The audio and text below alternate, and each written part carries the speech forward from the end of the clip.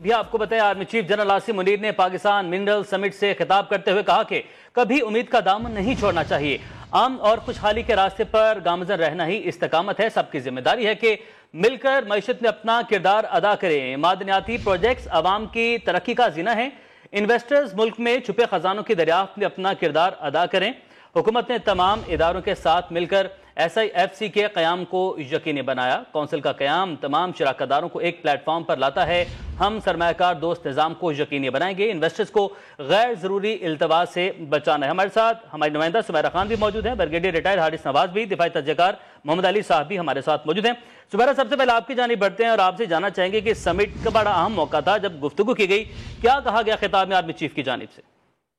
جی، army chief نے قرآنی آیات کا حوالہ دے کر واضح کیا کہ اللہ پاک ان کی مدد کرتا ہے جو خود اپنی مدد آپ کرتے ہیں۔ آرمی چیف نے اس کے علاوہ یہ بھی کہا کہ اگر ہمارا یہ مشترکہ عزم رہا تو پھر آسمان کی بلندیاں ہماری حد اور اس کی وسعتیں ہماری منتظر ہیں۔ انہوں نے سورہ رحمان کا حوالہ دیتے ہوئے بھی کہا کہ اللہ رب العزت نے فرمایا ہے کہ تم اپنے رب کی کون کون سی نعمتوں کو جھٹلاؤ گے، امن اور خوشحالی کے راستے پہ گامزن رہنا ہی استقامت ہے۔ آرمی چیف جنرل سید آصم منیر کا یہ بھی کہنا تھا۔ انہوں نے کہا کہ ذرا اپنے ملک پر نظر تو ڈالیں، برف پوش پہاڑوں سے لے کر صحراؤں کی وسعت تک، ساحلی پٹی سے میدانی علاقوں تک اس سرزمین میں کیا کچھ نہیں ہے۔ انہوں نے یہ بھی کہا کہ حال ہی میں قائم کی گئی اسپیشل انویسٹمنٹ فیسیلیٹیشن کاؤنسل کا قیام تمام شراکت داروں کو ایک پلیٹ فارم پر لاتا ہے اور حکومت پاکستان میں تمام اداروں کے ساتھ مل کر SIFC کے قیام کو یقینی بنایا ہے۔ انہوں نے یہ بھی کہا کہ علامہ اقبال کا شعر بھی انہوں نے یہاں پر پڑھا کہ تیرے دریا میں طوفان کیوں نہیں ہے، خود ہی تیری مسلمان کیوں نہیں ہے، اب سے شکوہ تقدیر یزداں تو خود تقدیر یزداں کیوں نہیں ہے۔ اور انہوں نے کہا کہ یہ ہماری معاشرتی ذمہ داری ہے کہ ہم مل کر ملکی معیشت میں اپنا کردار ادا کریں، ملکی معیشت میں مل کر اپنا کردار ادا کریں، اس پر زور دیا گیا ہے۔ سمیرہ، آپ ساتھ ہی موجود رہے گا، بریگیڈیئر ریٹائر حارث نواز صاحب بھی ساتھ ہیں، ان کی جانب بڑھتے ہیں۔ حارث صاحب، بہت شکریہ جوائن کرنے کے لیے۔ سب بڑا اہم خطاب کیا گیا اور قرآنی آیت سے شروع کیا، اقبال کا شعر پڑھا گیا، اور جو ہمارا ملک معدنیات سے زرخیز ہے اس کے حوالے سے جو آج ایک اتنا بڑا انیشیٹو ہے، اس پر آپ کیا کہیں گے؟ دیکھیں، آج جو چیف حامد صاحب نے بات کی ہے، بہت ہی ایک اچھی بات کی ہے۔ پورے فورن انویسٹر بیٹھے رہے تھے، اس میں آگے بات کر رہے تھے، اور یہ خاص طور سے جو انہوں نے انیشیٹو لیا جس سے وہ آپ نے دیکھا اسپیشل انویسٹمنٹ فیسیلیٹیشن کاؤنسل بنائی ہے، پھر اسپیشل انویسٹمنٹ مین ایکوزیشن بنائی ہے تاکہ اس میں ملک کو ترقی کی طرف لے کے جائے۔ دیکھیں، ایک وارث اکانومی میں آپ صرف اگر اکنامک ترقی کرنے میں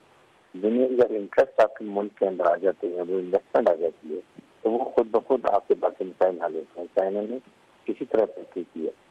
اور انہوں نے کہا کہ ہمارے ملک میں اتنا زیادہ وہاں پر پوٹینشیل ہے، آپ فیئرنگ سے لے کے ڈیزرٹ تک ہر جگہ پر اگر آپ دیکھیں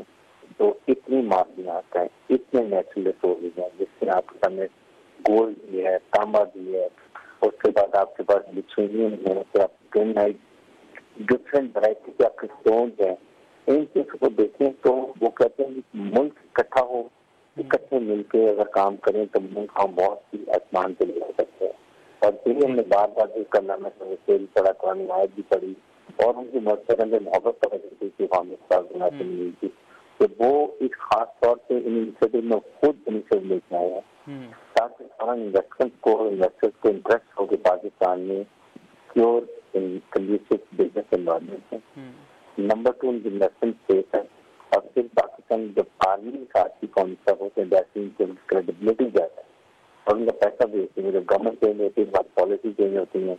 اس سے ہم دیکھتے ہیں کہ پھر پالیسی چینج سے دوبارہ نئے کانٹیکٹ ہوتے ہیں، لوگوں کو یوز ہو جاتا ہے۔ ٹھیک ہے حارث صاحب، آپ ہمارے ساتھ ہی موجود رہے گا، دفاعی تجزیہ کار سید محمد علی صاحب بھی ہمارے ساتھ موجود ہیں، جنرل ریٹائر محمد رضا صاحب نے بھی جوائن کیا۔ علی صاحب، آپ کی جانب آتے ہیں اور آپ سے ہم آپ کی ٹیک لینا چاہیں گے کہ آپ کیا کہیں گے۔ ایک تو ہم یہ کہہ سکتے ہیں کہ ویژن میں بڑی کلیئرٹی اب دکھائی دے رہی ہے، اب پتہ چل رہا ہے کہ ہمیں کیا کرنا ہے، کس سمت میں آگے بڑھنا ہے، اور ایسے میں ایک جانب زراعت میں ایک جو ہم نے دیکھا کہ وہاں پر بھی ہم اکٹھے ہوئے، پھر IT کا شعبہ اور SIFC کا قیام اب عمل میں لایا گیا ہے۔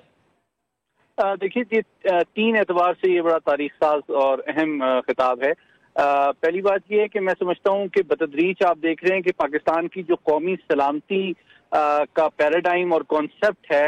اس میں میچیورٹی اور کلیئرٹی آ رہی ہے، اور آپ دیکھیں بنیادی طور پہ اس کی اہمیت اس وجہ سے ہے کہ 75 سال ہم نے کوشش کی کہ اپنی سیکیورٹی اور ڈیولپمنٹ اور خوشحالی کو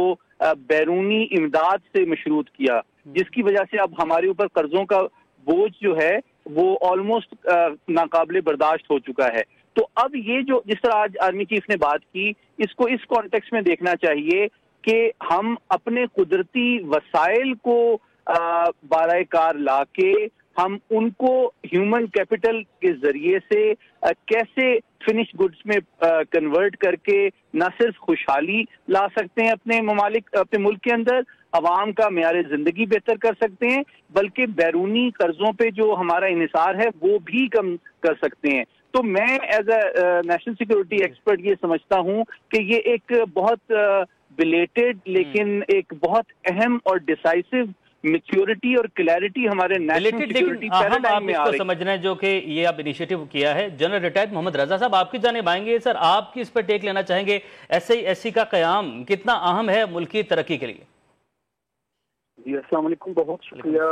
مجھے لائن پہ لینے کا جی، اور یہ بہت اہم موضوع ہے جس سے آپ لوگ گفتگو کر رہے ہیں جی۔ جہاں تک SISC کا تعلق ہے، آپ کو پتہ ہی ہے کہ ہمارے ملک میں بہت بڑے بڑے پروجیکٹس جو ہیں وہ صحیح طرح سے فالو اپ نہ ہونے میں، امپلیمنٹ نہ ہونے کی وجہ سے رہ جاتے ہیں۔ تو SISC کا قیام بڑی اچھے ویژن کے ساتھ کیا گیا ہے، اور وہ موجودہ حکومت، موجودہ وزیر اعظم، موجودہ آرمی چیف کے ساتھ ریلیٹڈ نہیں ہے یا وزراء کے ساتھ، یہ ایک نیشنل لیول کی کمیٹی ہے، فورم ہے جو کہ ہمیشہ رہے گا انشاءاللہ تعالیٰ، اور اس کا کام یہ ہوگا کہ نیشنل لیول کے انٹرنیشنل پروجیکٹس جو ہیں ان کو پہلے تو ان کو فائنلائز کیا جائے، ان کو لوگوں کو لایا جائے، ان کے اندر کانفیڈنس ہو کہ جی یہ ایک نیشنل سوورینٹی کے ساتھ، سوورن گارنٹی کے ساتھ یہ سارے پروجیکٹس آگے چلیں گے اور صحیح طریقے سے امپلیمنٹ ہوں۔ تو بڑی کلیئرٹی اس سارے عمل میں جو ہے وہ دکھائی دے رہی ہے، اور ایک ڈائریکشن کا پتہ چل رہا ہے۔ جنرل ریٹائرڈ محمد رضا صاحب ہمارے ساتھ موجود تھے، سید محمد علی صاحب، بریگیڈیئر ریٹائرڈ حارث نواز صاحب موجود تھے، آپ سب کا بہت شکریہ۔ نمیدہ سمیرہ خان نے ہمیں اپڈیٹ کیا، آپ کا بھی بہت شکریہ۔ جی آرمی چیف نے قرآنی آیات کا حوالہ دے کر واضح کیا کہ اللہ پاک ان کی مدد کرتا ہے جو خود اپنی مدد آپ کرتے ہیں۔ آرمی چیف نے اس کے علاوہ یہ بھی کہا کہ اگر ہمارا یہ مشترکہ عزم رہا تو پھر آسمان کی بلندیاں ہماری حد اور اس کی وسعتیں ہماری منتظر ہیں۔ انہوں نے سورہ رحمان کا حوالہ دیتے ہوئے بھی کہا کہ اللہ رب العزت نے فرمایا ہے کہ تم اپنے رب کی کون کون سی نعمتوں کو جھٹلاؤ گے، امن اور خوشحالی کے راستے پہ گامزن رہنا ہی استقامت ہے۔ Army chief general Syed Asim Munir کا یہ بھی کہنا تھا۔